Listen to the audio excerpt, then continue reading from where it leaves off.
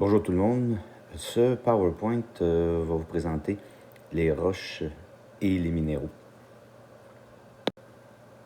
Donc avant tout, qu'est-ce qu'une roche?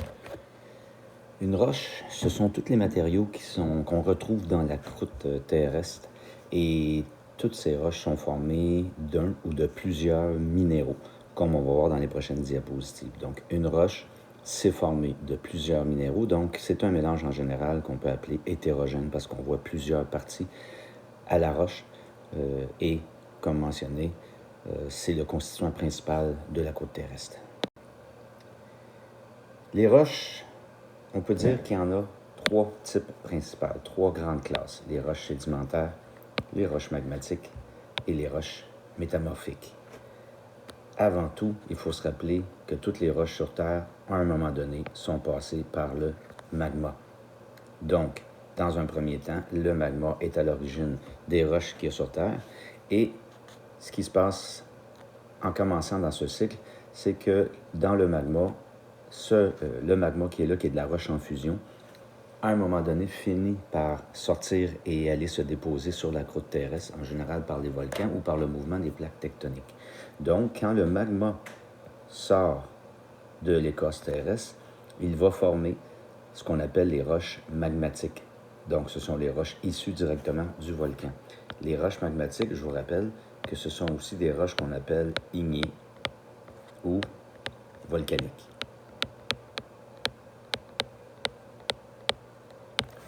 Ces roches magmatiques, donc, peuvent subir des transformations durant leur existence sur Terre. Le premier type de transformation qu'ils peuvent subir, ce sont les transformations de pression et de température. Donc, ces roches-là peuvent s'enfouir dans le sol par les mouvements de la croûte et subir des grands changements dus à la pression et la température élevée qu'il y a dans le sol. Donc, ces roches-là, en subissant cette transformation de pression et de température, vont devenir ce qu'on appelle des roches métamorphiques. Donc, une roche métamorphique, c'est une roche qui peut être magmatique, qui a subi des changements de pression et de température. Si on revient à notre roche magmatique, elle peut aussi subir de l'érosion. Donc, si elle subit de l'érosion, elle devient ce qu'on appelle une roche sédimentaire. Donc, la roche sédimentaire, que je surnomme affectueusement ma roche biscuit soda. Pourquoi? Parce que la roche sédimentaire, c'est une roche à l'origine qui a été émiettée par l'érosion. Et après avoir été émiettée, cette roche-là a subi une accumulation de sol par-dessus, ce qui a fait que ces miettes-là se sont réunies de nouveau à cause de la pression pour reformer des nouvelles roches qu'on appelle sédimentaires, comme un biscuit soda qu'on écraserait dans notre main en miettes et qu'après ça, on écraserait toutes ces miettes-là l'une près de l'autre pour reformer un autre genre de biscuit soda un peu déformé, mais former des miettes du premier. Donc, c'est ça une roche sédimentaire. Et c'est dans ces roches sédimentaires qu'on retrouve la plupart des fossiles. Donc, une roche magmatique, en résumé, qui provient du magma terrestre, donc qui est une roche volcanique ou ignée, peut subir des changements de pression et de température pour former une roche métamorphique ou subir de l'érosion pour devenir une roche sédimentaire. Maintenant, la roche sédimentaire elle-même peut aussi subir des changements de pression et de température pour devenir une roche métamorphique. Et la roche métamorphique peut aussi subir de l'érosion pour devenir une roche sédimentaire. Donc, on peut voir sur le schéma qui est devant nous les trois types de roches et comment elles sont formées. Le refroidissement, ça c'est quand le magma sort pour devenir la roche magmatique, et la fusion, c'est lorsque ces roches-là retournent dans le magma par les mouvements de la croûte terrestre. Donc, vous avez vos trois types de roches et leur formation. Sur les pages qui suivent, on fait un retour sur le diapo précédent, tout simplement en rappelant que les roches peuvent se former par érosion, par fusion, ou se déformer par fusion lorsqu'elles retournent dans le magma. L'érosion, je vous rappelle, c'est le principe qui forme des roches sédimentaires. Et ce qui est important de se rappeler ici, c'est que les facteurs d'érosion sont nombreux. Donc, on les retrouve ici.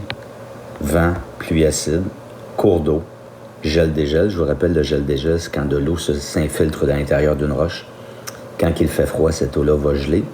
Et en gelant, Elle va prendre plus de volume et faire éclater la roche. Pression, température et refroidissement, qui étaient les deux autres types de changements que pouvait subir la roche, soit à partir du magma ou entre les différents types de roches, comme on a vu il y a 2 diapos. Donc, encore une fois, les types de roches, comme on a mentionné tantôt, il y a les roches ignées, sédimentaires et métamorphiques. Donc, si on les revoit rapidement, les roches ignées, qu'on appelle aussi magmatiques, c'est-à-dire celles qui proviennent directement du refroidissement du magma. Par exemple, le granit, c'en est un exemple, constituant principal de la croûte continentale. Les roches ignées, encore une fois, refroidissent en montant à la surface de la planète, de la croûte terrestre, grâce au mouvement de convection qu'il y a dans le manteau. Donc, c'est vraiment les premières roches issues du refroidissement du magma. Le mot igné possède le préfixe igne, qui a un rapport direct avec le feu, donc ignifuge, ignition. Ignifuge qui fait fuir le feu, protège contre le feu, par exemple, les volcanologues qui vont utiliser un uniforme qui éloigne la chaleur. Ignition, allumer. Lorsqu'on démarre une automobile ou un barbecue, on va peser sur un bouton, tourner une clé qui va faire un petit peu de feu à l'intérieur pour faire soit exploser dans le moteur à essence ou allumer le propane dans un barbecue. Les roches ignées, quand vous voyez ce petit signe-là à droite, ça veut dire que vous n'avez pas à retenir ça pour l'examen, mais on vous précise pour votre culture générale que les roches ignées peuvent être de type intrusive ou extrusive. Intrusive veut dire que le magma s'est refroidi sous la terre et extrusive veut dire que le magma s'est refroidi à l'extérieur de la terre, donc sous forme de lave qui est sortie du volcan. Les roches sédimentaires, comme je vous disais tantôt, ma roche biscuit soda, c'est une roche formée de sédiments d'une autre roche, autrement dit, d'une roche qui a subi l'érosion.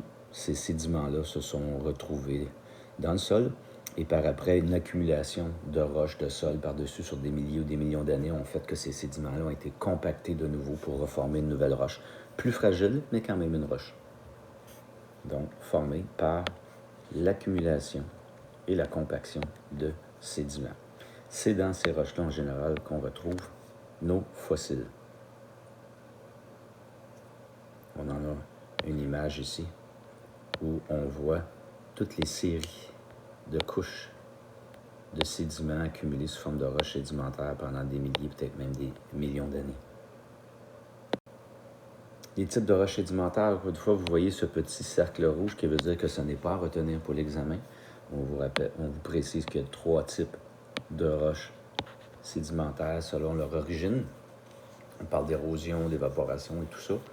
Donc, c'est juste de se rappeler. Pas de se rappeler, mais c'est juste pour votre information générale. C'est de la culture, donc les types de roches. Et enfin, les roches métamorphiques, je vous rappelle que ce sont des roches qui ont été modifiées suite à leur exposition à des températures élevées et à des fortes pressions. Donc, en général, évidemment, ces roches métamorphiques-là sont enfouies dans le sol, profondément dans le sol, pour subir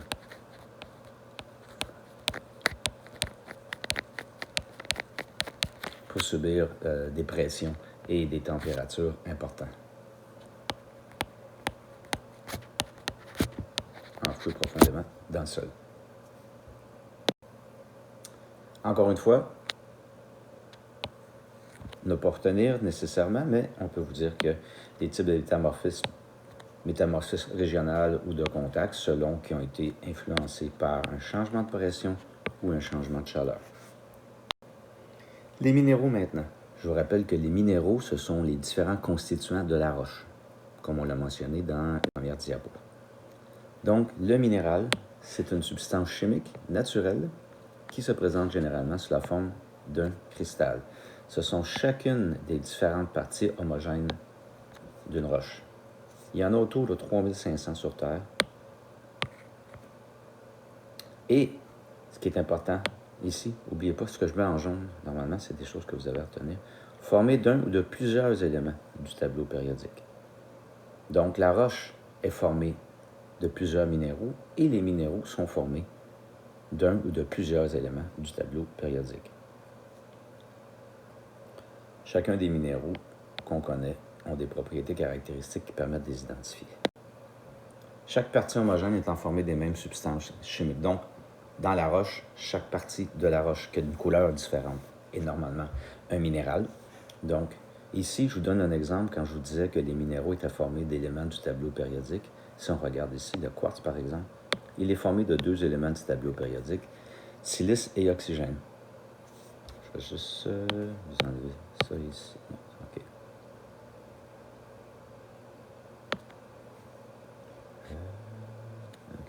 Le feldspath, lui, il est formé de plusieurs éléments du tableau périodique, comme vous pouvez le voir ici, beaucoup plus complexe. Biotite, la même chose. Vous n'avez pas à retenir évidemment ces différents éléments, mais à vous rappeler qu'ils sont formés de différents éléments du tableau périodique, ces minéraux. Donc, ça, à retenir, 4 grands types de minéraux. On a les minéraux qui sont métalliques, industriels, de construction ou combustibles, fossiles. Juste une petite précision ici, un terme qu'on peut voir régulièrement, le minerai. Le minerai, qu'est-ce que c'est? C'est une roche qui est suffisamment, d'un type de minéral, qui est suffisamment formé. Donc, on pourrait rajouter juste ici, suffisamment formé d'un type de minéral pour en justifier l'exploitation. Autrement dit, un minerai, c'est lorsque quelqu'un un géologue, par exemple, qui trouverait une mine dans laquelle il y a différentes roches, mais que chacune de ces roches-là contient beaucoup d'un minéral en particulier qui pourrait valoir cher, donc qui pourrait faire en sorte que c'est justifié de l'exploiter, ce gisement-là. C'est ce qu'on appelle un minerai. Donc, les minéraux métalliques, ce sont des minéraux qui contiennent tout simplement des métaux. Par exemple, un minerai qui contiendrait par exemple le fer. Donc, le fer est un métal, le plomb est un métal, le cuivre est un métal et l'aluminium aussi est un métal. Donc, le fer, on le retrouve dans quel minéral? On le retrouve dans l'hématite ou la magnétite. Donc, hématite ou magnétite. Le plomb, on le retrouve dans la galène, le cuivre dans la bornite et l'aluminium dans la bauxite. Donc, ce qui est important ici de retenir surtout, c'est que les minéraux métalliques sont formés de métaux. Minéraux industriels, ce sont des minéraux qui ont une importance dans l'industrie. Par exemple, l'amiante et le sel de table, par exemple. Minéraux de construction, ce sont des minéraux qui répondent aux exigences de la construction. Par exemple, on a l'argile, le calcaire et l'ardoise, qui sont des minéraux qu'on peut appeler de construction parce qu'on s'en sert dans la construction. Et enfin, probablement des minéraux que vous connaissez bien, sans savoir que c'était des minéraux, les combustibles fossiles. Donc, pétrole, gaz naturel et charbon. Et ce qui est intéressant ici, c'est qu'on se rend compte que finalement, un minéral peut être liquide, même gazeux. On pensait qu'ils étaient tous solides, les minéraux, mais ils peuvent être liquides et aussi gazeux. Important ici de retenir 2 choses. Comment se forment les minéraux dans la nature? Il y a 2 façons. Soit par des changements chimiques, comme on avait déjà vu, des changements chimiques par opposition à des changements physiques. Donc, dans le cas d'un changement chimique, ça veut dire qu'il y a une transformation des molécules. Alors, si vous regardez ici, vous avez du fer tout seul, de l'oxygène tout seul. Ils subissent une réaction chimique qui forme une nouvelle molécule formée de O3 et de Fe. Donc, c'est un changement chimique. Même chose ici pour la réaction qui forme du sel. Donc, ça ne veut pas vous rappeler des 2 formules qu'il y a là. Vous avez juste à vous rappeler que les minéraux peuvent se former par changement chimique. Donc, si je vous mets une équation chimique et je vous dis, est-ce que ça, c'est un minéral qui s'est formé par changement chimique ou physique, vous devriez être capable de le dire parce qu'on a déjà vu précédemment cette année les différences entre changement chimique et physique. Donc, s'ils se forment par changement chimique, ça veut aussi dire qu'il y a des minéraux qui vont se faire par changement physique, tout simplement. Alors, je vous rappelle que dans ce cas-là, il n'y a pas de changement au niveau de la molécule. C'est juste que la substance va subir des modifications physiques sans changer la molécule. Donc, par exemple, l'agate, qui est une pierre qu'on pourrait considérer comme précieuse, elle va se former par évaporation de l'eau qu'elle contient. Donc, quand l'eau va s'évaporer, il va nous rester de la silice et de l'oxygène qui forment une agate. Par compression, compression, ça veut dire écraser. Donc, on a aussi des minéraux qui sont formés par compression, par exemple le sel. Par refroidissement, donc des minéraux qui vont être refroidis sur plusieurs milliers ou millions d'années.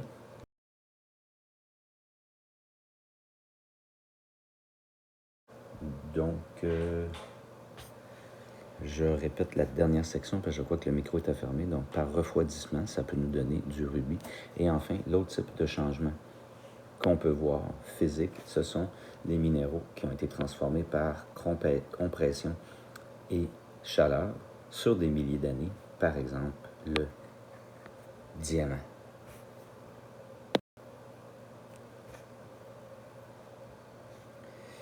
Les propriétés qui nous permettent d'identifier les minéraux. On a l'éclat. L'éclat qui est une propriété du minéral, donc qui fait en sorte que la lumière est réfléchie ou non. Donc ça, c'est une première façon de pouvoir distinguer des minéraux. Et vous voyez sur le PowerPoint, sur l'écran, entre parenthèses, vous avez une page. Donc c'est la page qui se rapporte dans votre cahier conquête où on précise un peu plus ce que c'est que l'éclat pour ceux qui veulent en savoir un peu plus. Mais je vous rappelle qu'on aura la chance de revoir ces propriétés-là, mais de côté pratique en classe cette semaine en laboratoire. La dureté, qui nous permet aussi de distinguer les minéraux. Donc, c'est la résistance du minéral à se faire rayer. Donc, il y a une échelle de Mohs, l'échelle de Mohs de 1 à 10, qui nous permet de déterminer la dureté d'un minéral et nous aider à l'identifier. Donc, 1 étant le moins dur, 10 le plus dur. Donc, vous allez voir, vous allez utiliser vos ongles, un sou, un clou et même une plaque de verre pour tenter de rayer votre minéral pour déterminer sa dureté et pouvoir l'identifier. La couleur du trait, donc on va utiliser le minéral et on va le frotter sur une plaque de porcelaine et on va regarder la couleur qui est laissée sur la plaque. Et ça va nous permettre de l'identifier à l'aide d'une grille. On va tout simplement aussi regarder la couleur du minéral qui va nous permettre de savoir, qui va nous permettre de l'identifier. On a aussi le magnétisme. Donc, est-ce qu'un minéral est capable de faire bouger une boussole ou d'attirer un aimant? Donc, ça nous permet déjà là de le classer parmi les minéraux magnétiques ou non, c'est-à-dire métalliques ou non en général, mais le magnétisme, comme on le sait, c'est dû à la présence de fer qui est un métal. L'effervescence, en déposant une goutte d'acide sur le minéral, est-ce qu'on se rend compte qu'il y a un dégagement de gaz ou non? Un pétillement ou non? Ça aussi, ça nous permet d'identifier le minéral. La forme cristalline et le clivage, ça je vous le dis tout de suite, en cassant le minéral, on regarde comment il est fait à l'intérieur, mais ce n'est pas une propriété qu'on va regarder ensemble en classe. Et enfin, la masse volumique, donc en pesant notre minéral et en trouvant son volume et en divisant l'un par l'autre, on va déterminer sa masse volumique qui peut nous aider à l'identifier, mais que je vous le dis tout de suite, c'est une propriété qui est plus ou moins fiable étant donné la précision des appareils qu'on utilise. Donc enfin, utilisation d'une clé d'identification, c'est ce qu'on va utiliser en classe. Donc vous en avez un exemple, page 153, 156 de votre manuel, mais on va vous fournir une grille en classe qui va vous permettre, à l'aide des observations des différentes propriétés de notre minéral, de pouvoir tenter de l'identifier. Donc ça termine le PowerPoint d'aujourd'hui. Bonne journée.